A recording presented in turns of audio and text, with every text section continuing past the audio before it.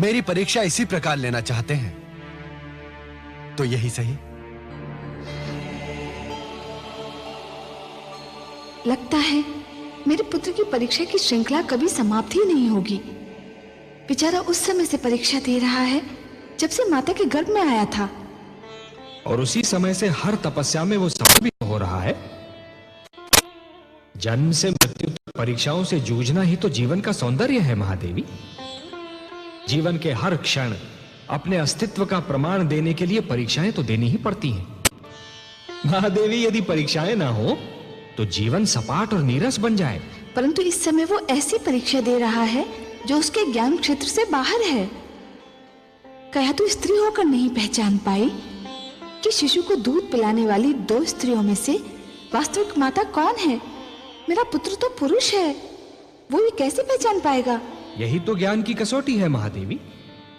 एक ज्ञानी व्यक्ति वही होता है जो यदि किसी प्रश्न का उत्तर नहीं जानता तो चहुओर देखता है, दूसरों के अनुभवों से और दूसरों की चिंतन शक्ति से ज्ञान जुटाने का प्रयास करता है। हे महादेवी, जिस प्रकार एक दीपक दूसरा दीपक जला सकता है, उसी प्रकार दूसरों के ज्ञान और अनुभवों से और दूसरों की चिंतन शक्ति से स्वयं अपना ज्ञान भी तो बढ़ाया जा सकता है, और एक राजा के लिए यह नितांत आवश्यक है। मुझे तो उलझन हो रही है कमल नयन। महादेवी, आप प्रहलाद की चिंतन शक्ति पर विश्वास कीजिए। देखिए तो सही कि प्रहलाद में इन परिस्थितियों से निपटने की कितनी क्षमता है।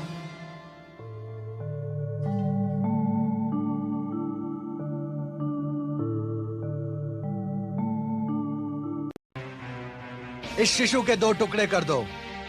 जो आज्ञा। नहीं लाओ शिशु। नहीं नहीं नहीं नहीं महाराज, नहीं, इस शिशु के 2 टुकड़े न कीजिए। ये शिशु स्त्री को ही दे दीजिए। मुझे नहीं चाहिए ये शिशु। मैं आपके हाथ जोड़ती हूँ, इस शिशु को इसे ही दे दीजिए। देख लिया महाराज, सत्य सामने आ ही गया। मैं ना कहती थी यह शिशु मेरा है, इसकी माँ मैं हूँ। यह स्त्री तो झूठी है। झूठी वो नहीं, झूठी तुम हो।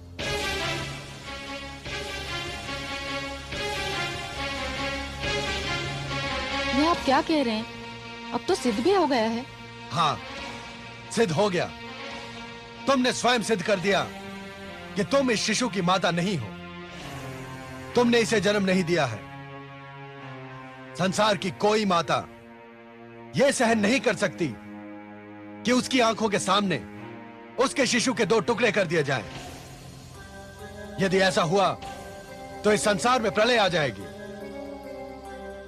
जिसने जन्म दिया हो वो तो अपने शिशु की हत्या पर धरती आकाश एक कर देगी।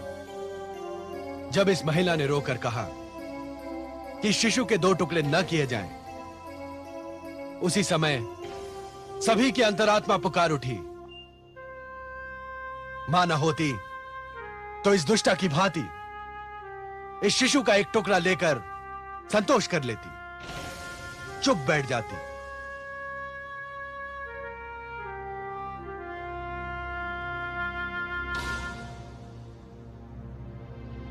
मेरा निर्णय यह है कि इस शिशु को इसकी वास्तविक माता को दे दिया जाए।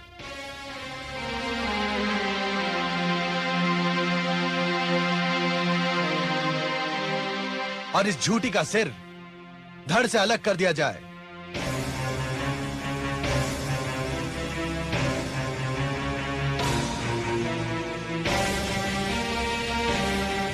अधिक हमारी आज्ञा का पालन हो।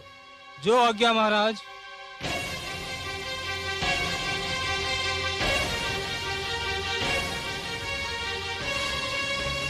तुम्हारी कोई अंतिम इच्छा हो तो व्यक्त कर दो, पूरी की जाएगी। की प्रतिक्रिया को कसौटी बनाकर उचित निर्णय दिया। महादेवी, किसी भी व्यक्ति को तैरना तभी आ जाता है जब वो जल में गिर जाता है। आपके पुत्र प्रहलाद ने भी विकट परिस्थितियों का सामना किया, तभी उसका विवेक जागा। जिस प्रकार कुंदन बनने के लिए सोने को पहले अग्नि में तपना पड़ता है, उसी प्रकार किसी भी व्यक्ति को अपनी भीतर की क्षमताओं को जानने के लिए परीक्षा की अग्नि में तपना पड़ता है। महादेवी, परंतु मुझे तो आश्चर्य हो रहा था कि प्रहलाद जैसे कोमल स्वभाव और करुणा भरा हृदय रखने वाले ने मृत्युदंड दे कैसे दिया, और वो भी एक नारी को। इसका सारा श्रेय तो दैत्य गुरु शुक्राचार्य को जाता है महादेवी, और इसी से उनका अस्तित्व भी सिद्ध होता है। मैंने आपसे कहा था ना कि दैत्य गुरु शुक्राचार्य बाहर से दिखने में कितने ही स्वार्थी और दुर्गुणी क्यों न दिखाई दें, परंतु भीतर से ज्ञान का भंडार है। नीति शास्त्र में आज भी उनके समक्ष कोई नहीं ठहर सकता। यह तो उन्हीं की शिक्षा का फल है महादेवी, जो आपका पुत्र प्रहलाद राजा का दायित्व निभा पाया। परंतु मेरी चिंता कुछ और है महादेवी। आपकी चिंता? भला आपको क्या चिंता है?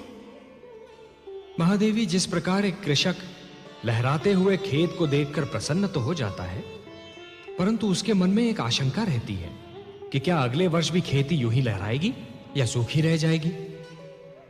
मेरे मन में भी यही आशंका है महादेवी कि प्रहलाद की बनाई हुई परंपरा उसकी अगली पीढ़ियों तक बनी रहेगी या नहीं। हाँ, मेरा पौत्र विरोचन अब युवा होने वाला है। देखते हैं वो अपने पिता से कौन से गुण प्राप्त करता है। हाँ महादेवी, प्रहलाद की एक परीक्षा यह भी होगी कि जिन आसुरी प्रवृत्तियों को उसने बदल दिया